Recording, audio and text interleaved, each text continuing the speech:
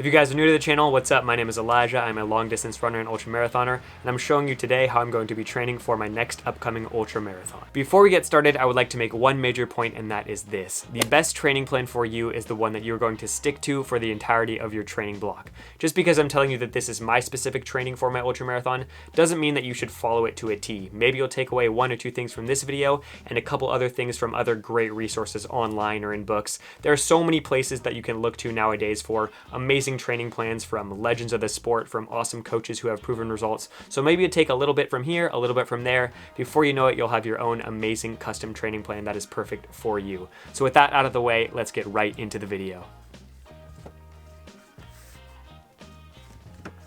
All right, I know this looks a little rough. These are the 7 days of the week. Let's go ahead and fill this out in this actual current week that we are in right now.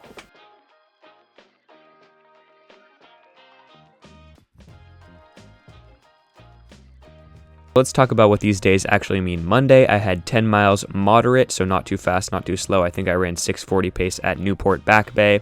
And then I did my core routine, which I will link down below. And N+D stands for nickels and dimes, which is basically 5 pull-ups, 10 push-ups on the minute, every minute. I usually do 10 to 15 minutes a day on days I am not in the gym. Tuesday was 10 miles easy with my core and nickel and dimes once again. Wednesday was 10 miles of my high elevation gain day. So basically I'll try to get in a lot of elevation gain in the mountains. I did it in Santiago Canyon this week for I think 1,100 feet of gain with my core and nickel and dimes. Thursday, which was today, 60 minutes easy for 8.5 miles with my core and nickel and dimes. And then Friday, Saturday, Sunday is a little different because I work these days, so I run a little less. But anyways, Friday will be 7 miles and I'll do my lower body day in the gym, leg day.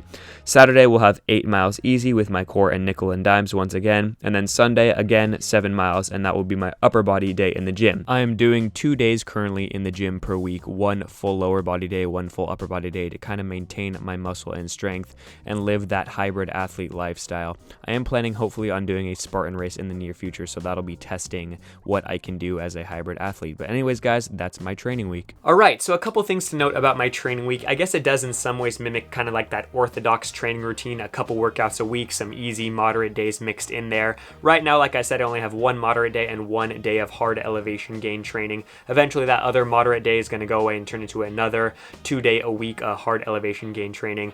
I'm still pretty early in my training block, pretty much only 3 weeks in. I think I started like 45, then 50. I'm at 60 miles now, probably going to keep it around here for another week or two, maybe up it to 65. And slowly but surely, things are going to ramp up as far as the intensity and everything, of course, as we get deeper and deeper into the training block. I'm looking to race somewhere in the next 12 to 20 weeks, I want to say. Maybe 12 to 15 weeks. I'm not exactly sure yet. I haven't fully picked out a race, but I do have an idea in my head of what kind of race I am looking to do. It's probably going to be a 50 miler or 100K. I don't think I'm going to be doing a 100 miler as my next ultramarathon.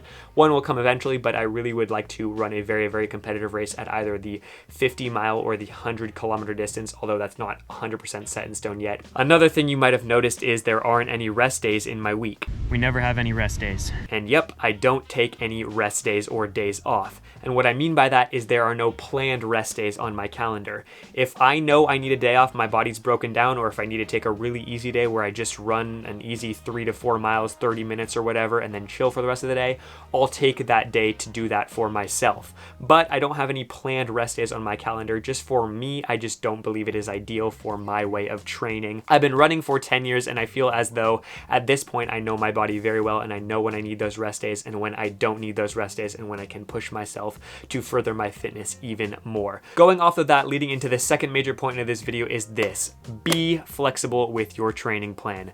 Sometimes things are going to come up. Maybe you have to travel, maybe you have to take care of someone in your family, maybe you just have a lot of busy things going on and you're not able to train that day, or maybe you just wake up one morning and you're like, holy, you know what, I just slept terrible. I know I have my hard day today, but I don't think I'm going to be able to put in that effort the way I would like to. Maybe I'll go easy today and I'll push my workout back to this day or that day, or whatever it is. You're gonna need to learn to be flexible with these training plans. Sometimes things just happen. I remember this happened a few times when I was training back a few years ago for my 2019 Black Canyon 100K Ultramarathon, where the trail I would go to and do a lot of my high elevation runs at was closed because of rain. It would happen every so often. It would rain, it became like a mudslide. I would drive down there the next day and the trails were closed and it was no access. I couldn't get onto the trails anyway. So I had to move things around. I thought, shoot, I can't go here today. I'm gonna have to drive somewhere else and figure it out. Maybe I'll take an easy day today or do a different day, a day's run today, and then I'll move this hard run in the canyons back to tomorrow or 2 days from now, whatever it is. Life gets in the way and you're gonna have to move things around a little bit. That would be my second major tip for you when it comes to training and making your own training plan,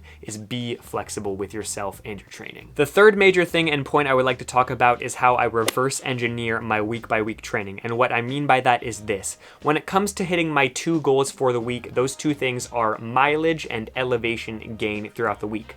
So let's say instead of going, okay, Monday's a workout, Tuesday's easy, Wednesday's an moderate day, Thursday this and that, I go backwards. I say, okay, this week I want to hit 70 miles and 4,000 feet of elevation gain, let's say. Okay, well, if I want to hit 70 miles and 4,000 feet of elevation gain, let's plug in these runs for these days and see how that works out. Oh, okay, I plugged in these runs and I'm not going to have enough elevation gain. I'm only going to be at 3,000 instead of 4,000. Okay, so maybe I can try this run instead and move this day to this day. I can maybe double on this day, an easy 8 and a 4 in the afternoon, and get a couple of extra feet of elevation gain that day.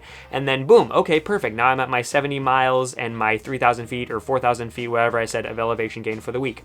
I like to reverse engineer my weeks like that. I'm very, very familiar with all the runs around my house at this point, so I know kind of what runs are going to give me what kind of mileage and what kind of elevation gain, what kind of pace I can expect for them, what kind of effort I can expect for those specific runs. So I really like doing it that way and just knowing, okay, I can plan my weeks, 70 miles this week, 4,000 feet of elevation gain. And then the next week I'll do 70 miles again, but 5,000 feet of elevation gain. All the ultra marathons I'm looking at doing within the next 12 to 20 weeks, all of them are going to have a significant amount of elevation gain. So that's something that's really important to me and something I prioritize in my ultra marathon training. If you're looking at an ultra marathon that maybe is really flat, which honestly doesn't happen a lot, I feel like most of them have some sort of elevation gain you're going to have to deal with throughout your 50K or 100K or however long you're going for your ultra marathon. But mine specifically are going to have a lot of elevation gain for sure. So those are the 2 things I prioritize in my weeks, are mileage and my elevation gain. So that's how I reverse engineer my weeks, and I just love the way it works. I think it's so much easier than setting every single day as Monday needs to be this day and Tuesday needs to be this day, Wednesday has to be this day. I like doing the opposite. I have this many miles and this much elevation. Okay, let's plug in these runs and see how that works out. And that's how I reverse engineer my weeks, and that is one of the best things that I've ever decided to do for my training. Overall, I have to say I have a very, very simple training style and philosophy. I try not to overcomplicate things too much. A lot of people are worried, I think, about a lot of things that don't really matter as much as they think. Heart rate training, or, oh, am I doing junk miles? Am I this? Am I that? I think especially when it comes to training for ultra marathon, really just getting in a lot of miles and spending as much time as you can on your feet as possible is the best thing you can do for yourself. If you can run 10 miles really fast, that's great. But let me tell you, running 10 miles hard, the hurt is so different between that and being on your feet and running for 5 hours plus straight. Once you run for 5 hours plus, or however long it is, on your feet, and it doesn't matter how fast you're running, it is a different kind of hurt and a different kind of pain. And if you're not used to it, if you're not used to being on your feet for that amount of time, you're going to suffer in the ultra marathon. I have a really long hike planned next week instead of a run. I'm going to go for a really nice round trip Baldy hike for 14 miles. It's really just going to be for me to practice spending a lot of time on my feet.